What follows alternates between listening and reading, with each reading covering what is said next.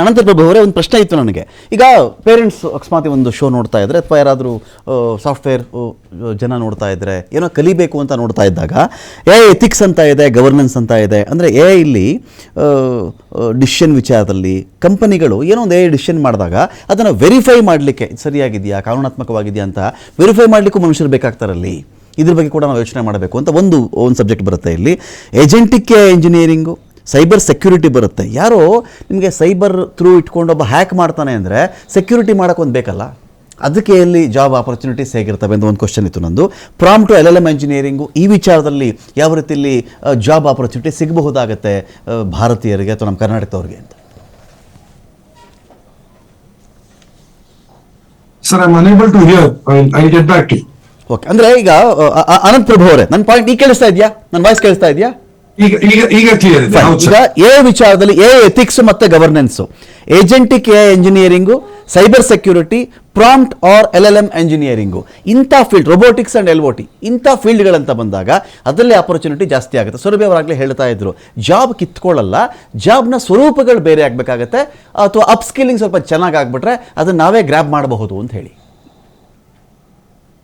ಹೌದು ಸರ್. ಈಗ first point ಏನಂದ್ರೆ, ಈ AI ರೀಸೆಂಟ್ ಆಗಿ ಬಂದಿರೋ ಒಂದು ಕಾನ್ಸೆಪ್ಟ್ ಅಲ್ಲ ಸರ್. ಇದು 1950 ಇಂದ ಬಂದಿದೆ. 1950 ಅಲ್ಲಿ ಆಕ್ಚುಲಿ ಆಲನ್ ಟ್ಯೂರಿಂಗ್ ಅಂತ ಒಂದು ಟ್ಯೂರಿಂಗ್ ಟೆಸ್ಟ್ ಅಂತ ತಂದ್ರು. ಅಂಡ್ ಈ ವರ್ಡ್ ಏನಿದೆ AI ಅಂತ, ಆರ್ಟಿಫಿಷಿಯಲ್ ಇಂಟೆಲಿಜೆನ್ಸ್, ಇಟ್ ವಾಸ್ ಕಾಯ್ನ್ಡ್ ಇನ್ 1956 ಈ ಡಾರ್ಕ್ ಮಾತ್ ಕಾನ್ಫರೆನ್ಸ್ ಅಲ್ಲಿ ಕಾಯಿನ್ ಆಗಿರೋದು. ಬಟ್ 2012 ನಂತರ ಈ ಎನ್ವಿಡಿಯಾದವರು GPU ಮತ್ತೆ TPU and neural processing units ಈ ತರ ಬಂದ ನಂತರ AI ಗೆ ಏನಾಯ್ತು, it takes a lot of processing power ಬೇಕಾಗತ್ತೆ AI ಗೆ. ಸೊ ಅಲ್ಲಿಂದ ಬೂಸ್ಟ್ ಆಯ್ತು ಅಷ್ಟೇ. It is not a new concept. So ಬಹಳಷ್ಟು ಕಂಪನಿಗಳಿರ್ಬೋದು ಅಥವಾ ಎಜುಕೇಶನಲ್ ಇನ್ಸ್ಟಿಟ್ಯೂಷನ್ಸ್ ಈ AI ಮೇಲೆ ವರ್ಕ್ ಮಾಡ್ತಾ ಇದ್ರು for a very long time.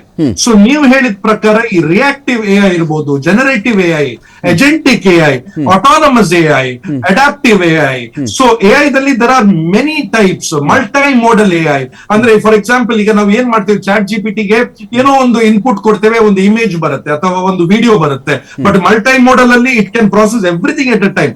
Super intelligence ಅಂತ ಫ್ಯೂಚರ್ ಬರುತ್ತೆ. ಸೊ ನನ್ನ ಪಾಯಿಂಟ್ ಏನಂದ್ರೆ sir, there will not be any industry, ಯಾವುದೇ ಇಂಡಸ್ಟ್ರಿ ಇರಲ್ಲ where AI will not be a part of it. ಅದು ಅಗ್ರಿಕಲ್ಚರ್ ಇರ್ಬೋದು, ಎಜುಕೇಶನ್ ಇರ್ಬೋದು, ಹೆಲ್ತ್ ಕೇರ್ ಇರ್ಬೋದು. all the industries will use AI. So ಹಾಗಿರುವಾಗ ಮೊದಲು ಏನಾಗ್ತಾ ಇತ್ತು, ಈ ಟೆಕ್ನಾಲಜಿ ಜಾಬ್ ಒಂದು ಟೆಕ್ನಿಕಲ್ ಫೀಲ್ಡ್ ಗೆ ಮಾತ್ರ ಸೀಮಿತ ಆಗ್ತಾ ಇತ್ತು. ಬಟ್ ನಾವು ಏನಾಗುತ್ತಂದ್ರೆ ಸರ್, ಎಲ್ಲ ಫೀಲ್ಡ್ಸ್ ಗಳಲ್ಲಿ ಟೆಕ್ನಾಲಜಿದು ಅವಶ್ಯಕತೆ ಇದ್ದ ಕಾರಣ more jobs will be created. So ನಾವು ಆ ಜಾಬ್ಸ್ ಇರಲ್ಲ ಅಂತ ಆ ಒಂದು ಭಯ ತುಂಬಾ ಮಕ್ಕಳಲ್ಲಿವೆ. ಎಸ್ಪೆಷಲಿ ನಾನು ಮಂಗಳೂರಲ್ಲಿ ಪ್ರತಿಷ್ಠಿತ ಸಹ್ಯಾದ್ರಿ ಕಾಲೇಜಲ್ಲಿ ಪ್ರೊಫೆಸರ್ ಆಗಿದ್ದೇನೆ. ಸೊ ಕೆಲವು ಸ್ಟೂಡೆಂಟ್ಸ್ ಕೂಡ ನನ್ನ ಹತ್ರ ಬಂದು ಕೇಳಿದ್ರು, sir will our jobs go? So my point is ಅಷ್ಟೇ, ಇಫ್ ಯು ಅಪ್ ಸ್ಕಿಲ್, ನೀವು ಚೆನ್ನಾಗಿ ನಮ್ಮ ಸೊಸೈಟಿಗೆ ಏನ್ ಬೇಕಾಗಿದೆ, ಇಂಡಸ್ಟ್ರಿಗೆ ಏನ್ ಬೇಕಾಗಿದೆ, ಆ ಸ್ಕಿಲ್ಸ್, ಆ ನಿಮ್ಮಲ್ಲಿ ಟೆಕ್ನಾಲಜಿಕಲ್ ಅಪ್ಡೇಟ್ಸ್ ಅಂಡ್ ಅಪ್ಗ್ರೇಡ್ ನಿಮ್ಮಲ್ಲಿ ಇದ್ರೆ ಹೆದರ್ಬೇಕಂತ ಅವಶ್ಯಕತೆನೇ ಇರಲ್ಲ. ಅನಂತ್ ಪ್ರಭು ಅವರು, ಇದ್ರ ಆಚೆಗೂ ಕೂಡ ಒಂದು ಪ್ರಶ್ನೆ ಇತ್ತು ನಂದು. ಇದ್ರ ಆಚೆಗೂ ಕೂಡ ಈಗ ಇತ್ತೀಚಿನ ವಿದ್ಯಮಾನಗಳ ಬಗ್ಗೆ ನಾವು ಮಾತಾಡೋದಾದ್ರೆ, ಒಂದು ಇಂಟರ್ವ್ಯೂಗೆ ಬಂದಾಗ ಸಪೋಸ್ ಎಲ್ಲರೂ 99% ತಗೊಂಡಿದ್ರು ಅಂತ ಅಂದ್ಕೊಳ್ಳಿ. ಎಲ್ಲರೂ 99%, 10 ಜನ ಬಂದರೆ ಇಂಟರ್ವ್ಯೂಗೆ, ಕಂಪನಿ ಯಾರನ್ನು ಸೆಲೆಕ್ಟ್ ಮಾಡುತ್ತೆ? ಮಾರ್ಕ್ಸ್ ಕಾರ್ಡಲ್ಲಿ ಎಲ್ಲರೂ 99 ಅಂತ ಬಂದಾಗ ಸ್ಕಿಲ್ಲೇ ಮ್ಯಾಟರ್ ಆಗುತ್ತೆ ಅಲ್ವಾ ಅಲ್ಲಿ? ಇದ್ರ ಆಚೆಗೂ ಕೂಡ ಹೌದು. ಈಗ ಫಾರ್ ಎಕ್ಸಾಂಪಲ್, ನಾಳೆ ಒಂದು ಶೆಫ್ ಇದೆ ಆಡ್ ಹಾಕಿದ್ರೆ ನೀವು ಪೇಪರ್ ಅಲ್ಲಿ, ಸೌತ್ ಇಂಡಿಯನ್ ಶೆಫ್ ಬೇಕಂತ 10 ಜನರು ರೆಸ್ಯೂಮೆ ಹಾಕ್ತಾರೆ. ಅದ್ರಲ್ಲಿ 5 ಜನ ಹೇಳ್ತಾರೆ ಶೆಫ್ ಸೌತ್ ಇಂಡಿಯನ್ ಬರುತ್ತಂತ, ಇಬ್ರು ಹೇಳ್ತಾರೆ ಸೌತ್ ಇಂಡಿಯನ್ ಮತ್ತೆ ನಾರ್ತ್ ಇಂಡಿಯನ್ ಬರುತ್ತಂತ, ಒಬ್ಬ ಅದ್ರಲ್ಲಿ ಹೇಳ್ತಾರೆ ನನಗೆ ಸೌತ್ ಇಂಡಿಯನ್ ಬರುತ್ತೆ, ನಾರ್ತ್ ಇಂಡಿಯನ್ ಬರುತ್ತೆ, ಅದ್ರ ಜೊತೆಯಲ್ಲಿ ನನಗೆ ಸ್ವಲ್ಪ ಇಲೆಕ್ಟ್ರಿಷಿಯನ್ ಕೆಲಸ ಮತ್ತೆ ಡ್ರೈವಿಂಗ್ ಕೆಲಸನೂ ಬರುತ್ತೆ. ಎಲ್ಲಿಯಾದ್ರೂ ಶಾರ್ಟ್ ಸರ್ಕ್ಯೂಟ್ ಆದ್ರೆ ಕಿಚನ್ ಅಲ್ಲಿ ನಾನು ಎಲೆಕ್ಟ್ರಿಷಿಯನ್ ಕೆಲಸನೂ ಮಾಡ್ತೇನೆ, ಕಿಚನ್ ಅಲ್ಲಿ ಚಿಕನ್ ಮತ್ತೆ ವೆಜಿಟೇಬಲ್ಸ್ ಇರುತ್ತೆ, ನಾನು ಮಾರ್ಕೆಟಿಗೆ ಹೋಗಿ ನಾನೇ ತಗೊಂಡ್ ಬರ್ತೇನೆ. ಆಟೋಮ್ಯಾಟಿಕ್ಲಿ ನಾವ್ ಏನ್ ಮಾಡ್ತೇವೆ, ಯಾರ ಹತ್ರ ಜಾಸ್ತಿ ಜಾಸ್ತಿ ಸ್ಕಿಲ್ಸ್ ಇರುತ್ತೆ, Okay. ನಾವು ಅವರನ್ನು ಸೆಲೆಕ್ಟ್ ಮಾಡ್ತೇವೆ. ಖಾಲಿ ನನಗೆ ಸೌತ್ ಇಂಡಿಯನ್ ಕುಕ್ ಬೇಕಂತೇಳಿ ಸೌತ್ ಇಂಡಿಯನ್ ಗೊತ್ತಿದ್ದವರಿಗೆ ಮಾತ್ರ ನಾವು ಮಾಡಲ್ಲ. ಸೊ ಮೊದಲು ನಾವು ಏನ್ ಹೇಳ್ತಾ ಇದ್ವಿ sir, jack of all trades master of none ಅಂತ. ಬಟ್ ಈಗ ಏನಾಗಿದೆ, jack of all trades and master of few.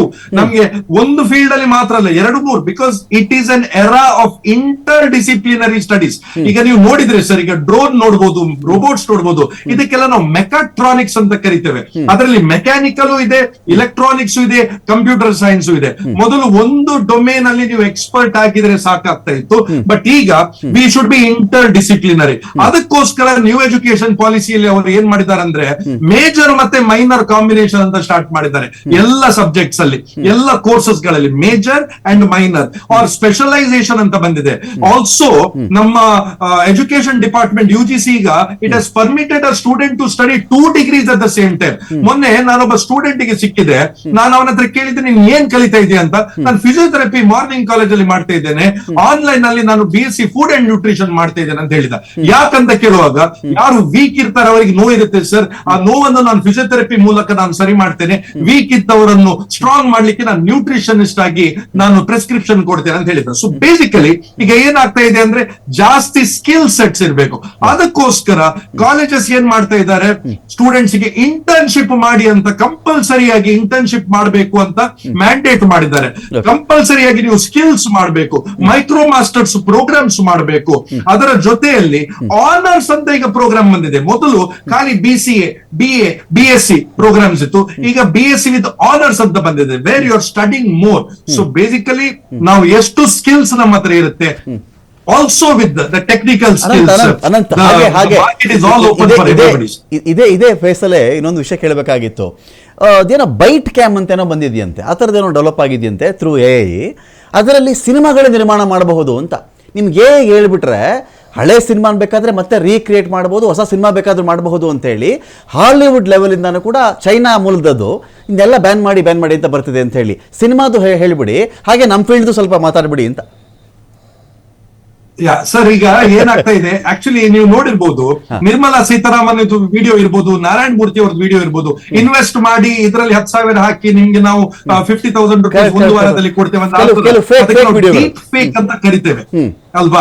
So ಈ ಡೀಪ್ ಫೇಕ್ ಕಾನ್ಸೆಪ್ಟ್ ಬಂದಿರೋದು ಅದಕ್ಕೆ. ಯಾಕಂದ್ರೆ ಹಾಲಿವುಡ್ ಅಲ್ಲಿ ಒಂದು ಸೀನ್ ಕ್ರಿಯೇಟ್ ಮಾಡಿದ ನಂತರ, ಶೂಟ್ ಮಾಡಿದ ನಂತರ, ಲಾಸ್ಟ್ ಗೆ ಅವ್ರು ಪ್ರೀ ಪ್ರೊಡಕ್ಷನ್ ಫೇಸ್ ಗೆ ಹೋದಾಗ ಅವ್ರಿಗೆ ಗೊತ್ತಾಗ್ತಾ ಇತ್ತು, ಅಯ್ಯೋ ಒಂದು ಸಣ್ಣ ಮಿಸ್ಟೇಕ್ ಮಾಡಿದೇವಲ್ವ ಅಂತ. ಆ ಮಿಸ್ಟೇಕ್ ಅನ್ನು ರೆಕ್ಟಿಫೈ ಮಾಡ್ಲಿಕ್ಕೆ ಎಗೇನ್ ಅಲ್ಲಿ ಸೆಟ್ ತಗೊಂಡು ಹೋಗಿ ಅಲ್ಲಿ ಅದನ್ನು ಕ್ರಿಯೇಟ್ ಮಾಡೋ ಬದಲಿಗೆ ಡೀಪ್ ಫೇಕ್ ಮೂಲಕ ಅವರು ಅದನ್ನು ಸ್ವಲ್ಪ ಚೇಂಜಸ್ ಮಾಡ್ತಾ ಇದ್ರು. ಬಟ್ ಈಗ ಹ್ಯಾಕರ್ಸ್ ಏನ್ ಮಾಡಿದ್ದಾರೆ, ಅದರ ಮೂಲಕ ಸೈಬರ್ ಕ್ರೈಮ್ ಮಾಡ್ತಾ ಇದ್ದಾರೆ, ವಿಡಿಯೋಸ್ ಮಾಡ್ತಾ ಇದ್ದಾರೆ. ಸೊ ಸೇಮ್ ಟೈಪ್ ಅಲ್ಲಿ ನೀವು ಹೇಳ್ತಾರ ಮ್ಯೂಸಿಕ್ ಅನ್ನು ಈಗ AI ಮೂಲಕ ಕ್ರಿಯೇಟ್ ಮಾಡ್ಲಿಕ್ಕೆ ಆಗುತ್ತೆ. ಮೊದಲು ಯಾರಿಗೆಲ್ಲ ಒಂದು ಮ್ಯೂಸಿಕ್ ಅಲ್ಲಿ ನಾಲೆಜ್ ಇತ್ತು ಅವರು ಮಾತ್ರ ಒಂದು ಮ್ಯೂಸಿಕಲ್ ನೋಟ್ ಇರ್ಬೋದು, ಸಾಂಗ್ ಇರ್ಬೋದು, ಲಿರಿಕ್ಸ್ ಇರ್ಬೋದು, ಅದನ್ನು ಬರಿಬಹುದಿತ್ತು, ಕ್ರಿಯೇಟ್ ಮಾಡಬಹುದಿತ್ತು. ಈಗ ನೀವು AI ಮೂಲಕ ಅದನ್ನು ಮಾಡಬಹುದು. ಬಟ್ 2 days back ಸರ್, ಒಂದು ಹೊಸ ಟೆಕ್ನಾಲಜಿ ಬಂದಿದೆ, ವೇರ್ ಸೋನಿಯಿಂದ ಬಂದಿರೋದು.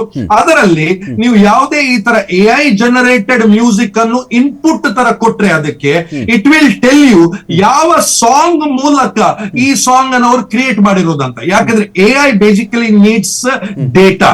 ಸೊ ಡೇಟಾ ಈಸ್ ಯಾವುದು, previous music, it has been the input for that.